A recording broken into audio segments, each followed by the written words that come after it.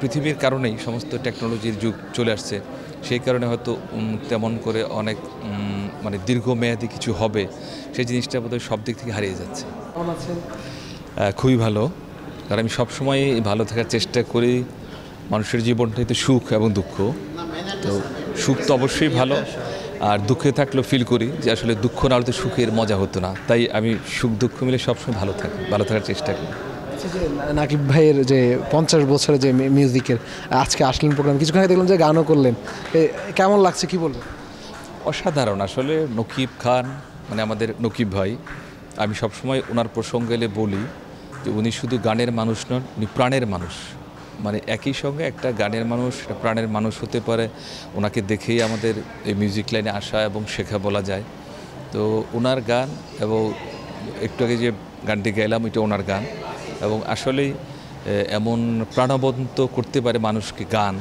আসলে ওনার গান না শুনলে বোঝা যাবে না যে ওনার এত গভীরতা গানের মধ্যে, সুরের মধ্যে, কম্পোজিশন, গাওয়া, মানে একই মানুষের এত গুণ খুব কম মানুষেরই হয় পৃথিবীতে, শুধু বাংলাদেশে নয়।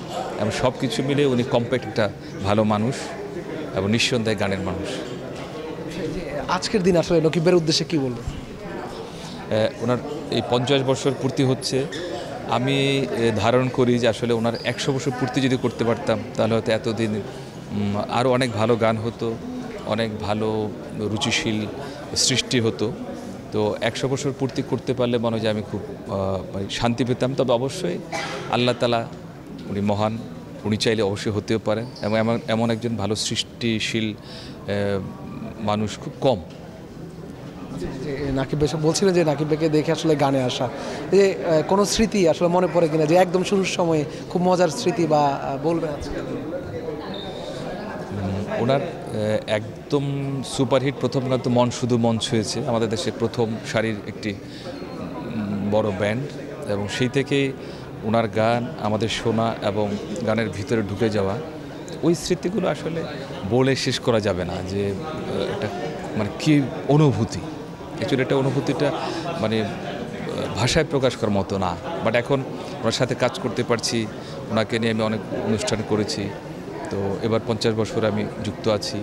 তো এতে আমি নিজেকে অনেক ভাগ্যবান মনে করছি যে নকিব ভাইয়ের মতো মানুষের পাশে থেকে কাজ করা এবং গান নিয়ে অনেক ভাগ্যের ব্যাপার। আচ্ছা ভাইয়া, এই যে নকিব ভাই তো 50 বছরে আসলে এই যে এই সময়ে এসেও যে গানের যে গলা, সেটা আসলে বর্তমান প্রজন্মে অনেকেই আসলে হারিয়ে যায়, সে কেন আসলে কি বলবেন এটার পেছনে? নকিব ভাইদের সময় যেটা ছিল গানের বেস, যেটাকে আমরা বলি যে শিকড় থেকে তো আসলে শেখা, তো কাজে ওনাদের সাথে এখন যারা করছে অবশ্যই ভালো করছে, বাট ওই প্যাশনটা বোধহয় হচ্ছে না আর কি, যেটা নকিব ভাইদের সময়। তারপরে আমরা এসেছি যে আমরা যেভাবে হয়তো কষ্ট করে হোক বা মনোযোগ দিয়ে হোক, সেই বিষয়টা হয়তো একটু আস্তে আস্তে সারা পৃথিবীর কারণেই সমস্ত টেকনোলজির যুগ চলে আসছে, সেই কারণে হয়তো তেমন করে অনেক মানে দীর্ঘমেয়াদী কিছু হবে সেই জিনিসটা বোধহয় সব দিক থেকে হারিয়ে যাচ্ছে। নতুনদের উদ্দেশ্যে কি বার্তা থাকবে আপনার? নতুনদের উদ্দেশ্যে বার্তা একটাই, যারা আমরা আমাদের পরের প্রজন্মে আমরা এসেছি, আমাদের পরে তারা আসবে, তো সবাই আসলে সকলকে সম্মানের সাথে রেখেই পুরনো যারা আছি বা যারা ছিলেন তাদের রেসপেক্টটা যাই রেখে এগিয়ে গেলেই সেটাই হবে সকলের জন্য মঙ্গলময়। এবং আমার সেই বলার এটাই শুধু বিষয় যে আমরা সকলকে সম্মানের জায়গায় রেখেই যেন এগিয়ে যেতে পারি।